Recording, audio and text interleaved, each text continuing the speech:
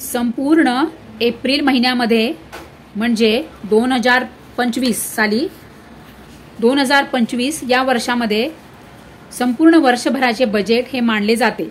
म्हणजे हे जे बजेट आहे हे बजेट मांडल्यानंतर प्रत्येक वेगवेगळ्या विभागातील एक एक करत सर्व ट्रान्झॅक्शन्स हे पूर्ण केले जातात। जसे की एक एक ट्रान्झॅक्शन्स पूर्ण होण्यास 15 दिवस तर कधी कधी महिनाही उलटून जातो। एप्रिलचा अर्थसंकल्प हा तर पूर्ण झाला। अकाउंटिंग इयर आणि फायनान्शियल इयर 1/4/2025 ते 31 मार्च 2026 या फायनान्शियल इयरचा बजेट हा तर एप्रिलमध्येच पूर्ण झालेला आहे। परंतु बघा आता या फायनान्शियल वर्षाचे संपूर्ण अर्थसंकल्प मांडण्यात आलेला आहे। सर्व विभागाचे संपूर्ण ट्रान्झॅक्शन्स पूर्ण होत होत मे महिना संपला आणि आता जून पासून काय काय बदल होणार, जून पासून म्हणजे 1 जून पासून काय काय बदल होणार, जसे की बघा आता काय काय बदल होणार आहे आणि काय काय बदल झालेले आहेत, संपूर्ण भारतामध्ये काय काय बदल झालेले आहेत 1 जून पासून ते संपूर्ण आपण या व्हिडिओमध्ये सर्व सविस्तररित्या म्हणजे पूर्ण डिटेल्स मध्ये आपण बघणार आहोत। तर 1 जून पासून घरातील सिलेंडर पासून तर बँकेच्या सर्व नियमांमध्ये आणि प्राइसेसमध्ये किमतींमध्ये बऱ्याच गोष्टी यामध्ये सरकारी कंपन्या सरकारी विभागामध्ये बरेच असे बदल होत असतात आणि हेच बदल तर मिडल क्लास म्हणा किंवा सर्वसामान्य परिवारातील व्यक्तींनी हे सर्व बदल जाणून घेणे हे आवश्यक आहे। म्हणजे महिनाभराचा बजेट तुम्हाला ठरविण्यात काहीही अडचणी येणार नाहीत। तर जून महिन्यात सरकारने काय काय बदल केलेले आहेत हे सर्व बदल आपण पाहूयात। ज्याप्रमाणे आपण एटीएम सेंटर मधून आपल्या एटीएम कार्डने पैसे काढतो त्याप्रमाणेच तुम्ही आता प्रॉव्हिडंट फंड हो पीएफ सुद्धा एटीएम मधून तुम्ही काढू शकणार आहात। इतके सोपे होणार आहे आता तुमचं पीएफ काढणे। अशा पद्धतीने न्यूज अपडेट आपण काही दिवसांपासून बघतच आहात प्रसार माध्यमातून आणि न्यूज चॅनलच्या माध्यमातून। या बाबतीत आता सरकार मोठा निर्णय घेण्याची शक्यता ही वर्तविली जात आहे। जून मध्ये आता ईपीएफओ 3.0 लॉन्च होणार आहे आणि आधार कार्ड बद्दल महत्त्वाचे अपडेट आता आपल्या आधार कार्ड मध्ये सुद्धा अत्यंत महत्त्वाचा बदल होणार आहे।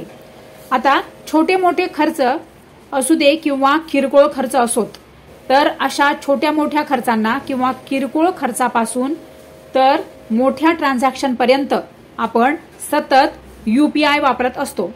तर या यूपीआय मध्ये सुद्धा सरकार आता खूप मोठा बदल करणार आहे।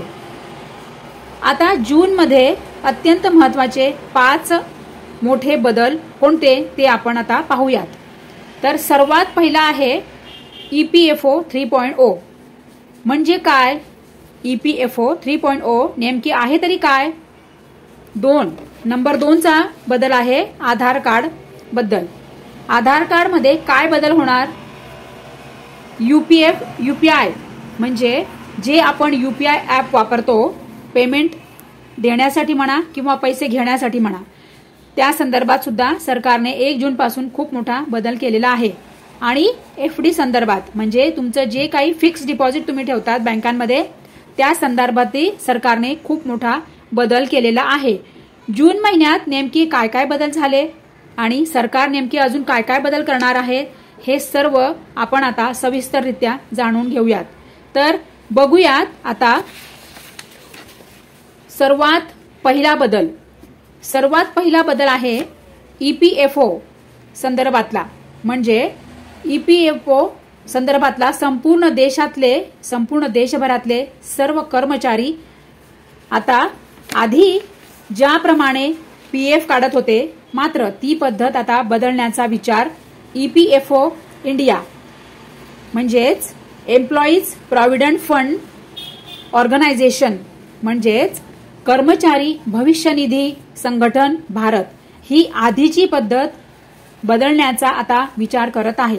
केंद्रीय कामगार आणि रोजगार मंत्रालय आणि NPCI म्हणजेच national payment corporation of India PF काढण्याच्या पद्धत बदलण्याचा निर्णय EPFO ने घेतला होता.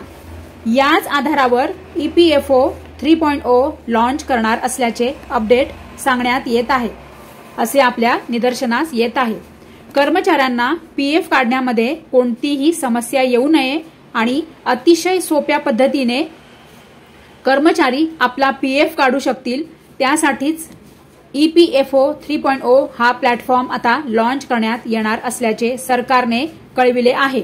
केंद्रीय कामगार आणि रोजगार मंत्री मनसुख मांडवीय आणि प्रसार माध्यमांशी बोलताना हे स्पष्ट केले आहे की ही माहिती त्यांनी स्वतः संपूर्ण प्रसार माध्यमांशी बोलताना ही माहिती त्यांनी स्पष्टपणे सांगितलेली आहे.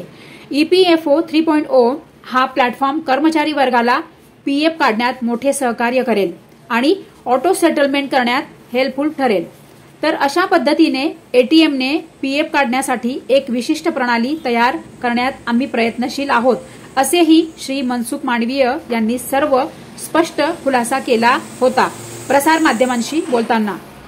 आता जर EPFO सदस्याला जर PF काढायचा असेल तर सर्वात आधी ऑनलाईन पद्धतीने EPFO कडे म्हणजे प्रॉव्हिडंट फंड काढण्यासाठी दावा करावा लागतो. त्यानंतर EPFO कार्यालयाकडून PF ची रक्कम पैसे काढण्यासाठी परमिशन मिळेपर्यंत म्हणजे परवानगी मिळेपर्यंत कर्मचारी सदस्यांना वाट बघावी लागते. म्हणजे तेवढा वेटिंग पिरियड जातो आणि तोही कालावधी किती दिवस तोही निश्चित माहीत नाही. किती दिवस लागणार आणि किती आठवडे लागणार माहीत नाही.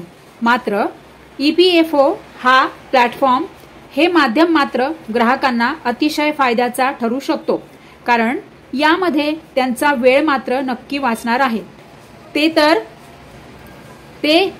तसे तर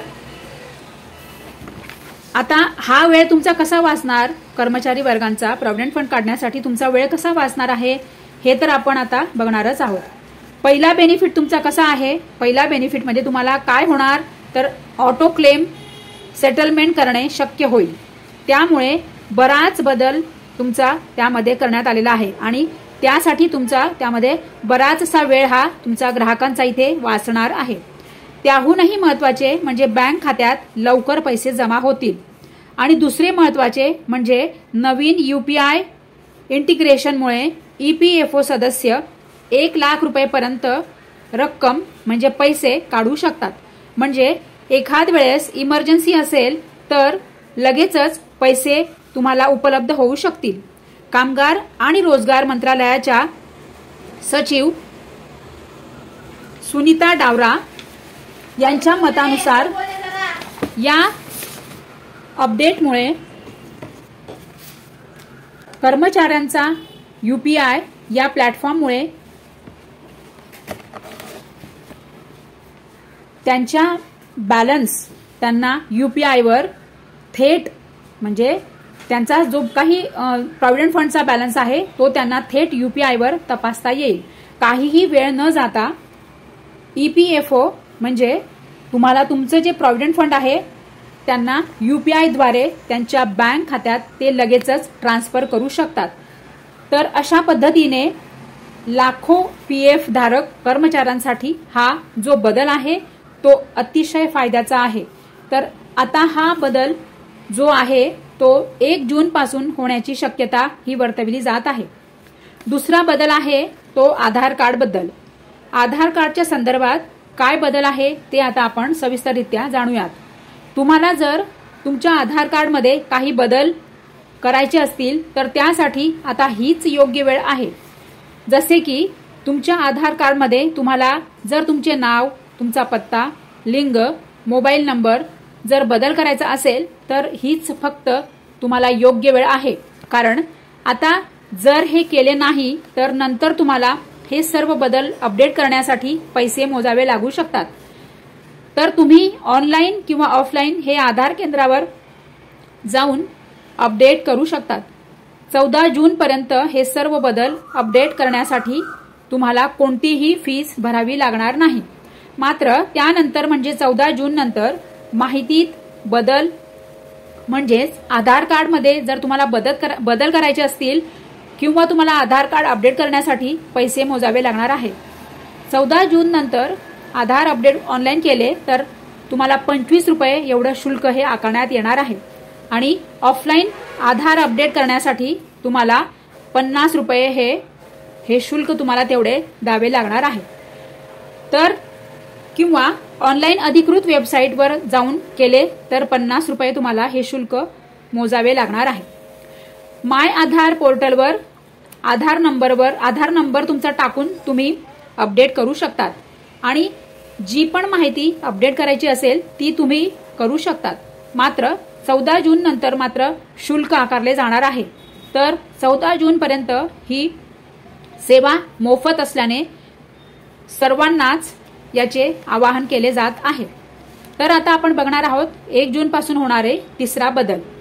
तर एफडी म्हणजे फिक्स्ड डिपॉझिट व्याजदराच्या संदर्भात, एफडी व्याजदराच्या संदर्भात तिसरा बदल आरबीआयने म्हणजे रिझर्व्ह बँक ऑफ इंडियाने या दोन्ही वेळा फेब्रुवारी आणि एप्रिल या दोन्ही वेळा रेपो रेटमध्ये 25 पैसे पॉइंट्सची कपात केली होती.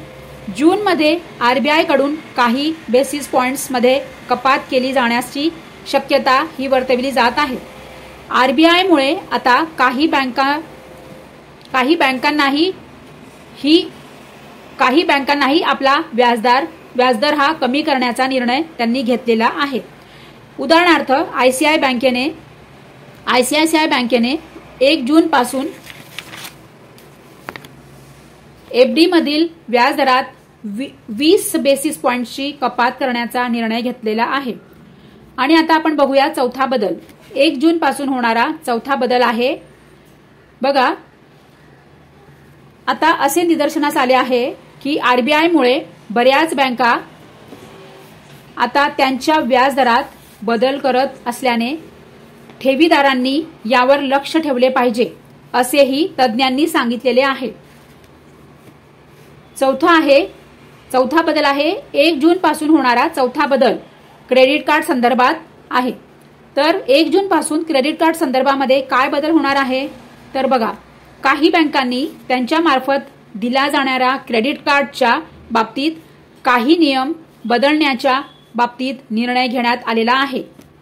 या क्रेडिट कार्डद्वारे दिले जाणारे वीज बिल असो किंवा पाणी बिल असो हे भरण्यावर आता अतिरिक्त शुल्क आकारले जाऊ शकते. तसेच कॅशबॅकच्या याच्यामध्ये सुद्धा तुम्हाला बदलण्याच्या म्हणजे कॅशबॅक जी तुम्हाला मिळते काही ऍपवर त्यामध्ये सुद्धा आता तुम्हाला बदल बघायला दिसू शकतो. उदाहरणार्थ कोटक बँकेच्या क्रेडिट कार्ड नियमानुसार तुम्ही जर महिन्याला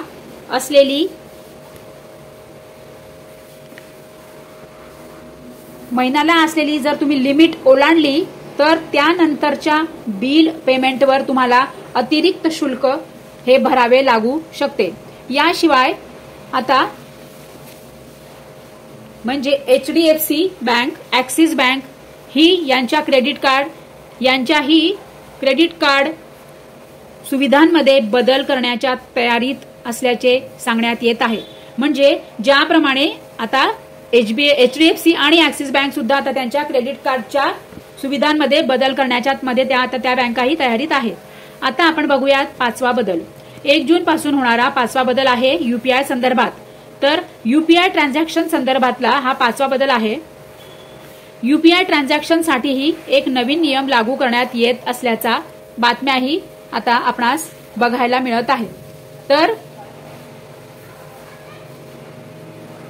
30 जून 2025 पर्यंत सर्व यूपीआय ऍपमध्ये व्यवहार करताना युजर्सला फक्त अल्टिमेट बेनिफिशियरी म्हणजेच युजर्सचे जे बँकेमध्ये नाव आहे तेच दिसेल आणि क्यूआर कोड किंवा डिजिटल पेमेंट करताना ठेवलेली नावे आता यापुढे दिसणार नाहीत.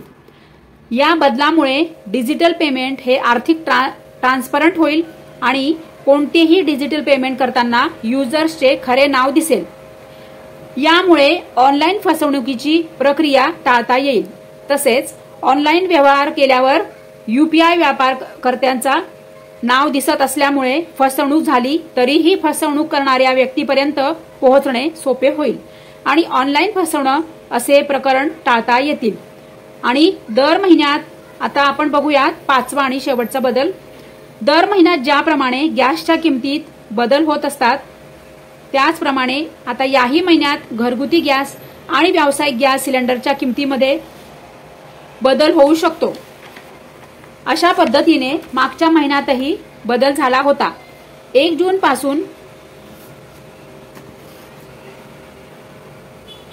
पासून सेमिनो म्युच्युअल फंड्सच्या कट ऑफ वेळेतही बदल केलाय। ऑफलाईन व्यवहारांसाठी दुपारी 3 वाजता आणि ऑनलाईन व्यवहारांसाठी संध्याकाळी 7 वाजता ही वेळ दिलेली आहे। आता आधार कार्ड अपडेटसाठी सरकारचा पैसे आकारण्याचा निर्णय लोकांना कितपत म्हणजे लोकांना नुकसान करणारा ठरेल का? EPFO 3.0 हा लोकांना दिलासा देणारा निर्णय मानला जातो। तर आपणच हे ठरवता संपूर्ण भारतवासियांसाठी हे महत्त्वाचे अपडेट आहे। तर जून मध्ये होणारे या बदलांमुळे तुम्हाला काय वाटते? तुमचे मते आम्हाला नक्की कळवा। कमेंट्सच्या माध्यमातून तुम्ही नक्की तुमचे मते कळवा की हे जे 5 बदल होणारे आहे त्या संदर्भात तुम्हाला तुमचे मत काय आहे।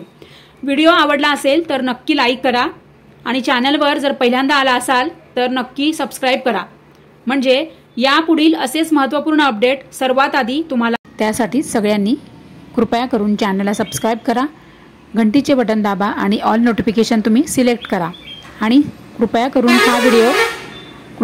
हा व्हिडिओ सगळ्यांना शेअर करा, म्हणजे त्यांनाही संपूर्ण भारतामध्ये 1 जून पासून होणारे काय बदल आहेत हे त्यांनाही कळेल। सो आपण आपली सगळ्यांची काळजी घ्या, आपण सर्वजण आनंदी राहा आणि सगळ्यांना आनंद देत राहा। So thank you very much.